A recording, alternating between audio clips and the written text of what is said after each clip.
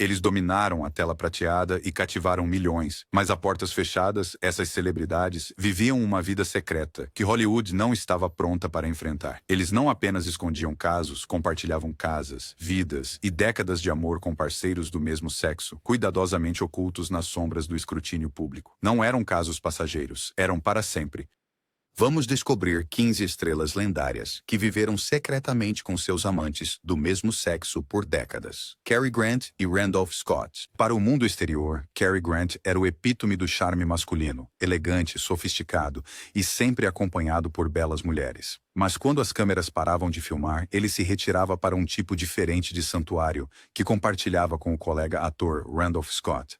Os dois viveram juntos em uma casa de praia em Santa Mônica por mais de uma década, uma configuração que Hollywood chamava de The Bachelor Hall. Mas isso não era apenas uma amizade passageira. A vida doméstica deles foi imortalizada em uma série de fotos publicitárias que pareciam um pouco íntimas demais. Cafés da manhã com roupões combinando, relaxando à beira da piscina e momentos de brincadeira que sugeriam um vínculo mais profundo. Em uma época em que o código Reis prevalecia e os rumores de tabloides podiam destruir carreiras, Grant e Scott nunca reconheceram publicamente seu relacionamento. Os estúdios foram rápidos em casar Grant com atrizes e encenar romances públicos para afastar suspeitas, mas amigos e pessoas de dentro sabiam. A parceria deles era estável, afetuosa e duradoura.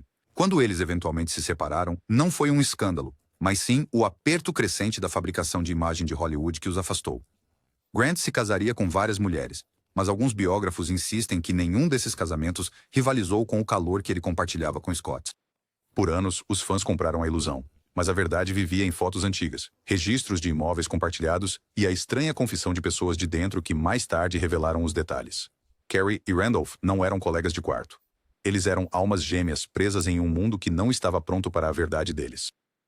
Greta Garbo e Mercedes de Acosta. Greta Garbo era um mistério em movimento, um rosto de elegância atemporal que declarou famosamente: "Eu quero ficar sozinha."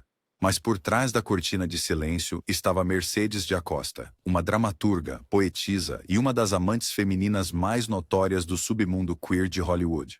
O relacionamento delas não era apenas apaixonado, era profundamente vivido. As duas mulheres se conheceram no início dos anos 1930 e por anos trocaram centenas de cartas, telegramas e mensagens codificadas. Garbo, intensamente reservada e assombrada pelo escrutínio público, recusou-se a se assumir. Mas a portas fechadas, ela e de Acosta eram inseparáveis. Elas passavam férias juntas, organizavam salões secretos e até viviam sob o mesmo teto em Nova York por períodos de tempo. Mercedes referia-se abertamente a Garbo como o amor de sua vida. Seu relacionamento inflamou, esfriou e depois reacendeu ao longo das décadas, sempre sombreado pelo medo de Garbo do escândalo. Mercedes era mais pública, mais ousada e, como resultado, frequentemente retratada como a predadora em tabloides desesperados para atribuir culpa. Garbo nunca falou publicamente sobre o caso delas, mas suas cartas para Mercedes reveladas mais tarde contam uma história diferente. Afeição, saudade e, ocasionalmente, devastação mostravam uma mulher dividida entre a fama e o amor. Enquanto o mundo admirava a beleza de Garbo, somente Mercedes tinha a chave do seu coração por quase 30 anos. Katharine Cornell e Gertrude Macy. Ela foi uma vez chamada de primeira-dama do teatro americano, e Katharine Cornell conquistou esse título com graça, poder e domínio de bilheteria. Mas o que o público não sabia estava que por trás de cada ovação de pé, por trás dos aplausos e do reconhecimento da crítica, estava outra mulher, Gertrude Macy, sua produtora, gerente e amante ao longo da vida. Cornell e Macy viveram juntas por mais de 4 décadas, atravessando cada marco da Broadway lado a lado. Elas nunca se casaram. Cornell se casou brevemente com o ator Guthrie McClintock, mas acreditava-se que a união deles era mais profissional do que romântica, especialmente porque o casal frequentemente vivia separado enquanto Cornell e Macy compartilhavam uma casa. Macy não era apenas uma figura nos bastidores. Ela era a confidente, parceira de negócios e centro emocional de Cornell. Em uma era em que o mundo do teatro sussurrava sobre tais coisas a portas fechadas, as duas mulheres criaram uma utopia privada. Elas recebiam atores, intelectuais e artistas em sua casa, muitos dos quais reconheciam silenciosamente a verdade. Mas o mundo exterior via apenas uma atriz poderosa e sua gerente eficiente. A correspondência de Cornell com Macy e outros sugere um amor profundo e duradouro, silencioso, mas inquebrável. Mesmo em seus anos posteriores, elas permaneceram juntas, seu vínculo escondido à vista de todos. Ninguém ousava dizer isso em voz alta, mas aqueles próximos a eles nunca questionaram o que eram. Um casal em tudo, exceto no nome: Rock Hudson e Mark Christian.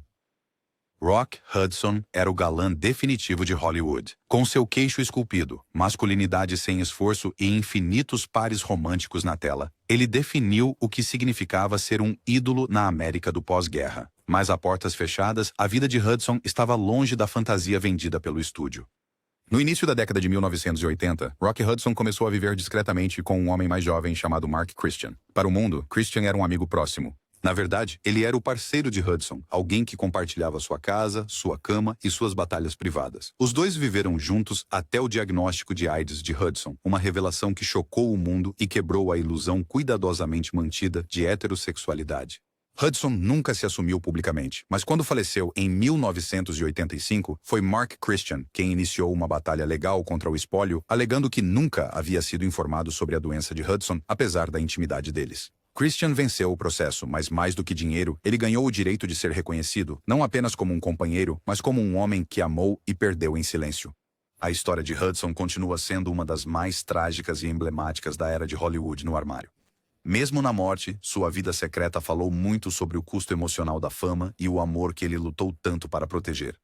Paul Lynde e Stan Finesmith. Paul Lynde era a alma da festa, conhecido por seu humor afiado no Hollywood Squares e seus personagens extravagantes em sitcoms e filmes. Lynde fazia o público rir, mas nos bastidores, ele vivia uma vida dupla, envolta em segredo e tristeza. Por muitos anos, Paul Lynde viveu com um homem chamado Stan Finesmith, um médico proeminente. O relacionamento deles era discreto, mas consistente, supostamente durando bem mais de uma década. Finesmith não era apenas um amante, ele era a âncora emocional de Lynde, alguém que o ajudava a navegar em um mundo que exigia que Paul permanecesse no armário enquanto fazia o papel de palhaço. Embora sua vida doméstica fosse conhecida pelos insiders de Hollywood, a imprensa nunca investigou muito a fundo. Lynde era valioso demais, lucrativo demais e engraçado demais para ser exposto, mas sua vida pessoal frequentemente se infiltrava em sua comédia. Amigos lembram dele usando o humor mordaz como uma máscara, que cobria a depressão, o consumo excessivo de álcool e a dor de esconder quem ele realmente era. Após a morte de Finesmith, no início da década de 1980, Lynde teria caído em desespero. Ele nunca encontrou outro parceiro de longo prazo, e sua vida terminou prematuramente, devido a um ataque cardíaco em 1982. O homem que fez milhões rirem morreu sozinho, mas aqueles que o conheciam melhor dizem que ele conheceu o amor, mesmo que tivesse que mantê-lo nas sombras. Raymond Burr e Robert Benavides. Para milhões, Raymond Burr era o advogado de defesa de olhar penetrante Perry Mason ou o gênio em cadeira de rodas Ironside. Mas fora das telas, Burr vivia uma vida dupla tão cuidadosamente orquestrada que até mesmo sua história de fundo fabricada incluía uma esposa falsa e um filho morto, nenhum dos quais existia. Na verdade, o coração de Burr pertencia a um homem chamado Robert Benavides. Eles se conheceram no início da década de 1960, no set de Perry Mason, e logo se tornaram inseparáveis. Não eram apenas amantes, eram parceiros de negócios que co-possuíam um vinhedo e uma produtora de sucesso. Eles viveram juntos em um rancho isolado no norte da Califórnia por mais de 35 anos. Mas para o público, Benavides era simplesmente o sócio de negócios de Burr. Os materiais de publicidade do estúdio foram a grandes esforços para disfarçar a vida pessoal de Burr. Ele inventou histórias sobre amores perdidos e tragédias pessoais, criando uma máscara heterossexual para proteger sua carreira. Enquanto isso, Benavides cuidava do patrimônio de Burr, administrava seus negócios e esteve ao seu lado durante a doença e o declínio. Quando Burr morreu em 1993, ele deixou quase tudo para Robert. Ainda assim, nenhum obituário importante reconheceu a profundidade do relacionamento deles. Era como se Robert tivesse sido um fantasma na vida de Burr, sempre presente, nunca mencionado. No entanto, amigos e pessoas próximas sabiam a verdade. Raymond Burr viveu, trabalhou e morreu ao lado do homem que amava. Sua história de amor, embora não falada, foi de dignidade silenciosa e devoção duradoura. Foi um vínculo que sobreviveu ao escrutínio implacável de Hollywood e ao silêncio imposto por uma época menos tolerante. Em muitos aspectos, seu relacionamento era mais estável e amoroso do que os próprios casamentos que a indústria exigia que fingissem. Dirk Bogarde e Anthony Forward. Dirk Bogarde foi um dos protagonistas mais aclamados da Grã-Bretanha, frequentemente interpretando o romântico sombrio ou o aristocrata charmoso. Mas em sua vida real, o coração de Bogarde estava reservado para um homem, Anthony Forward, seu parceiro e empresário de longa data. Juntos, viveram uma vida privada por mais de 4 décadas, que era conhecida por pessoas de dentro, mas nunca confirmada publicamente. Eles se conheceram pela primeira vez no final da década de 1940, quando Forward ainda era casado com a atriz Glynis Johns. Pouco depois, ele se mudou para a casa de Bogart, e os dois permaneceram inseparáveis até a morte de Forward em 1988. Eles viajaram pelo mundo, viveram em propriedades isoladas na Europa e organizaram festas frequentadas por amigos próximos que respeitavam o vínculo tácito entre eles. A imprensa britânica, mais reservada do que a americana, nunca pressionou muito. Bogart habilmente evitava perguntas pessoais e mantinha-se reservado sobre sua vida privada, afirmando em entrevistas: "Minha vida é minha. Eu dei a eles as performances. Isso deveria ser suficiente." Bogart, mais tarde, se tornou um romancista, e em seus escritos autobiográficos aparecem sutis indícios de seu relacionamento, referências a nós e reflexões emocionais sobre luto e perda que não mencionam Forward pelo nome, mas dizem muito. Após Forward desenvolver Parkinson, Bogart cuidou dele até seu último suspiro. Ele nunca teve outro parceiro depois. A história de amor deles permanece como um dos romances ocultos mais comoventes do cinema clássico. Um conto de companheirismo ao longo da vida, construído sobre confiança, lealdade e devoção silenciosa em um mundo que exigia silêncio. Juntas, elas desafiaram as regras e, ao fazer isso, criaram um santuário de verdade dentro da ilusão da fama. Tallulah Bankhead e Patsy Kelly. Tallulah Bankhead era escandalosa, magnética e audaciosamente destemida. Uma beldade sulista que se tornou uma lenda da Broadway. Ela fumava charutos, bebia gin como água e escandalizava a sociedade educada com sua língua afiada e estilo de vida mais selvagem. Mas, em meio ao caos e alvoroço, havia uma constante: Patsy Kelly, a comediante espirituosa que viveu e riu ao lado dela por décadas. Patsy Kelly não era apenas a igual cômica de Bankhead. Ela era sua parceira secreta, tanto no palco quanto na vida. Nas décadas de 1930 e 1940, elas compartilhavam casas, escapadas noturnas e um tipo de afeto que não podia ser completamente disfarçado como amizade. Enquanto Bankhead era famosa por ser sexualmente fluida e ter casos tanto com homens quanto com mulheres, foi Kelly quem permaneceu. Muito depois que as chamas dos romances passageiros se apagaram, Patsy continuou. Hollywood sabia, é claro. Todos sabiam, mas os estúdios fecharam os olhos, em parte por medo. Bankhead era grande demais, barulhenta demais, poderosa demais para ser silenciada, e em parte por silêncio estratégico. Melhor deixar os rumores fervilharem do que confirmar uma verdade que poderia causar pânico moral. Patsy Kelly mais tarde admitiria seu relacionamento em entrevistas anos após a morte de Bankhead. Ela falou sobre a generosidade de Tallulah, seu caos e seu vínculo inegável. A atriz, conhecida por sua comédia mordaz, tornava-se incomumente terna ao descrever sua vida juntas. Bankhead, sempre desafiadora, uma vez declarou famosamente: "Meu pai me avisou sobre homens e bebida, mas nunca disse uma palavra sobre mulheres e cocaína." Essa frase se tornou sua lenda, mas a verdadeira história de amor por trás da fumaça e do escândalo era muito mais silenciosa. Uma companhia de décadas que ousou existir além dos holofotes. James Dean e William Best. O nome de James Dean está para sempre gravado na mitologia de Hollywood, o rebelde sem causa, o símbolo da juventude atormentada, o ícone que morreu jovem demais. Mas por trás do olhar sombrio e do talento bruto havia um relacionamento que só recentemente veio à tona, seu vínculo com o colega de quarto e confidente William Best. Dean e Best se conheceram na UCLA no início da década de 1950 e logo se tornaram colegas de quarto. Eles lutaram juntos, fizeram audições e navegaram pelo mundo difícil do início de Hollywood, lado a lado. Mas o que começou como camaradagem artística se transformou em algo mais complicado, mais íntimo. Embora Best nunca tenha se declarado abertamente como amante de Dean durante suas vidas, ele mais tarde admitiu que tinham sido íntimos em mais de uma ocasião. Eles moravam juntos em pequenos apartamentos, dormiam na mesma cama para economizar dinheiro, ou assim dizia a história, e compartilhavam uma profunda dependência emocional.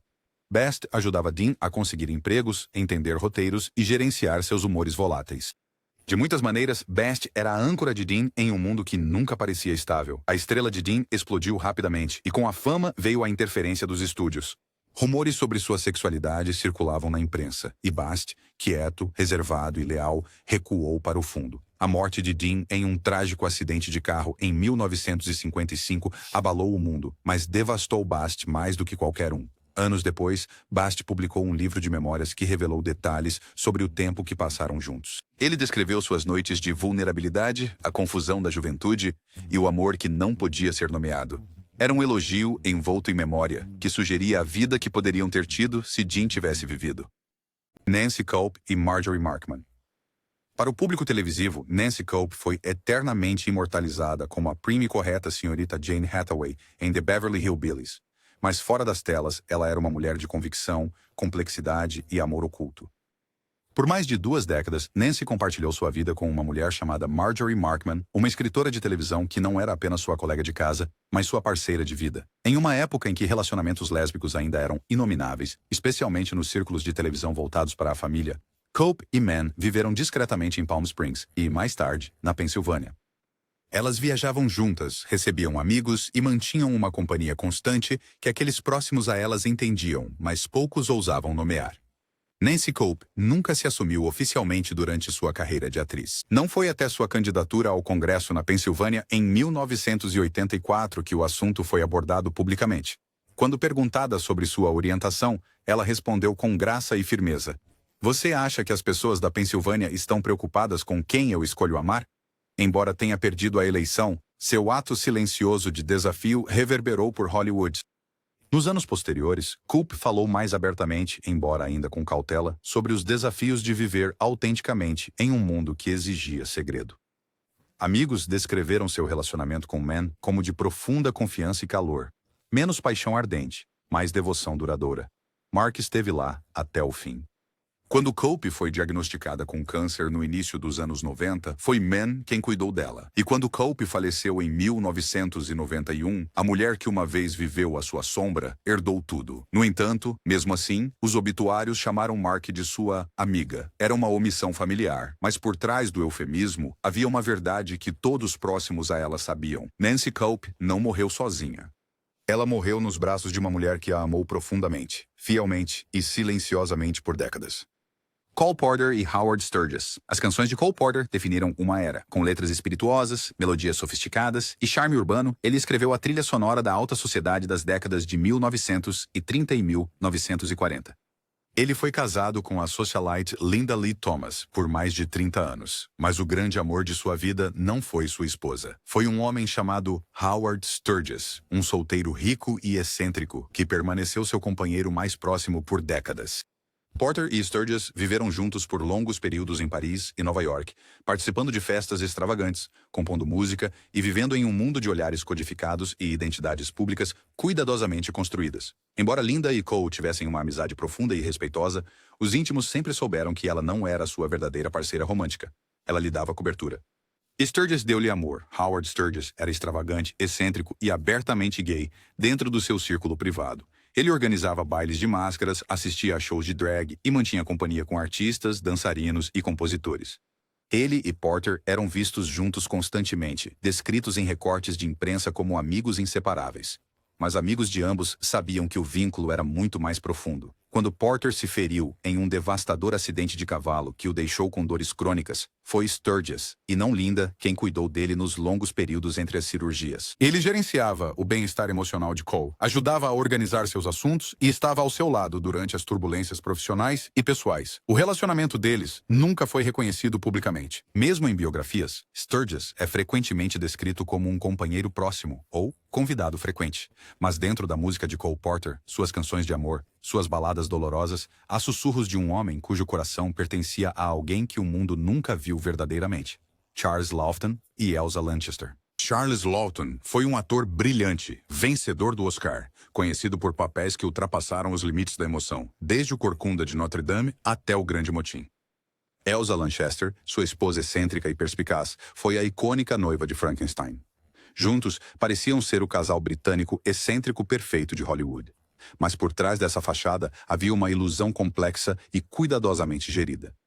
Charles Laughton era gay, e o casamento deles, embora afetuoso e criativo, nunca foi romântico. Era uma parceria construída com base no respeito mútuo, compatibilidade artística e, acima de tudo, segredo. Em público, Elsa desempenhava o papel de esposa dedicada, mas em privado, ela tolerava os relacionamentos duradouros de Lawton com homens, alguns dos quais viviam discretamente em casas que Charles mantinha longe da vista do público. Um desses companheiros, um homem mais jovem chamado Harold, era considerado o amante residente de Lawton por mais de uma década. Embora nunca reconhecido publicamente, ele era visto com Lawton em teatros, jantares e em viagens ao exterior. Alguns biógrafos sugerem que Harold e Lawton até compartilhavam uma vila na França, enquanto Elsa permaneceu na Califórnia. Lanchester mais tarde admitiu em entrevistas que o casamento deles não era sexual. Ele preferia os seus próprios, ela disse uma vez de forma enigmática, aludindo à preferência de Charles pelo mesmo sexo sem confirmá-la explicitamente. No entanto, o vínculo deles era inabalável. Elsa protegeu a carreira, reputação e estabilidade emocional de Charles até sua morte em 1962. O arranjo deles não era incomum em Hollywood. Um casamento de conveniência projetado para proteger ambas as reputações de uma indústria cruel e julgadora. E embora o romance possa ter sido unilateral, a parceria deles deu a ambos a liberdade de viver como desejavam, pelo menos em privado. Agnes Moorehead e Robert Gist. Agnes Moorehead é lembrada por milhões como a extravagante Endora de A Feiticeira, mas por trás do olhar encantador estava uma mulher extremamente reservada sobre sua vida pessoal. Embora tenha sido brevemente casada com o ator-diretor Robert Gist, sua união foi de curta duração, e sussurros persistiram por muito tempo de que era mais fachada do que conexão. O detalhe mais intrigante: enquanto os tabloides especulavam sobre os supostos romances de Moorehead com homens, pessoas de dentro notaram suas amizades próximas e duradouras com mulheres. Particularmente uma em especial que viveu com ela por mais de 20 anos. Embora nunca oficialmente nomeada na imprensa, essa companheira esteve com Moorehead durante a maior parte de seus anos dourados, viajando com ela, gerenciando sua casa e, supostamente, dormindo no mesmo quarto. Moorehead, uma cristã devota, nunca falou publicamente sobre sua sexualidade, mas rumores a seguiram por décadas. Colegas atores como Paul Lynde e Debbie Reynolds insinuaram em conversas privadas que Moorehead fazia parte de uma sociedade secreta de lésbicas de Hollywood no armário, apoiando-se discretamente em um mundo não acolhedor. Após o breve casamento com Gist terminar, ela nunca se casou novamente e viveu uma vida reclusa com sua companheira feminina. Quando Moorehead morreu em 1974, foi essa mulher não nomeada e não Gist quem herdou a maior parte de sua propriedade, controlou seus arquivos e organizou seu funeral. Até hoje, a verdadeira identidade de Moorehead, ícone religioso, mãe vilã de sitcom, lésbica no armário, permanece um mistério envolto em biografias codificadas e tributos eufemísticos. Mas para aqueles que a conheciam melhor, não havia dúvida. Ela amou profundamente, apenas não da maneira que o mundo esperava. Mercedes de Acosta e Isadora Duncan. Antes de Mercedes de Acosta se apaixonar por Greta Garbo, seu coração pertencia a outra lenda, Isadora Duncan, a pioneira da dança moderna. O caso delas foi intenso, tempestuoso e poético, vivido nos cantos boêmios de Paris e Nova York. Muito antes de Hollywood aprender a esconder o desejo por trás de fotos publicitárias e casamentos de estúdio. De Acosta, nascida em riqueza e rebeldia, era uma provocadora, escrevendo poesia erótica e usando roupas masculinas na década de 1920, décadas antes de tais coisas serem sequer sussurradas. Isadora Duncan, já notória por sua dança descalça e recusa em se conformar, ficou encantada. Elas começaram um relacionamento intenso que rapidamente se tornou doméstico, com Mercedes até se mudando para lá por um tempo. Elas viajaram juntas, jantaram com intelectuais e escandalizaram a alta sociedade com seu afeto desinibido. Mercedes frequentemente escrevia versos dedicados a Isadora, enquanto Duncan, consumida pela dor após a morte de seus filhos, encontrou um estranho consolo na energia selvagem e no amor obsessivo de Acosta. Mas o relacionamento delas não poderia durar. A instabilidade de Duncan chocava-se com a possessividade de Mercedes e, eventualmente, elas se afastaram. Ainda assim, permaneceram entrelaçadas por anos, ocasionalmente se reunindo, sempre observando uma a outra de longe. Duncan morreria tragicamente em um acidente bizarro em 1927, seu cachecol preso nas rodas de um carro em movimento. Mercedes ficou devastada, mas guardou as cartas de amor, os poemas, as fotos e os segredos. Este foi o primeiro grande amor de Acosta, vivido sem desculpas, apenas poemas codificados e memórias enigmáticas. Isso preparou o palco para a vida que ela levaria adiante, uma mulher que amaria nas sombras, sempre perseguindo mulheres que não podiam amá-la plenamente em público. Montgomery Clift e Lorenzo James. Montgomery Clift era o tipo de ator que deixava o público sem fôlego, vulnerável, pensativo, incrivelmente bonito. Mas sua vida pessoal era um labirinto trágico de repressão, vício e desilusão. Após um devastador acidente de carro que destruiu seu rosto e trajetória de carreira, ele encontrou conforto em um companheiro tranquilo, um homem chamado Lorenzo James. James não era famoso. Ele não fazia parte do sistema de Hollywood. Ele era o ex-enfermeiro particular de Clift, que se tornou assistente pessoal, e depois algo muito mais íntimo.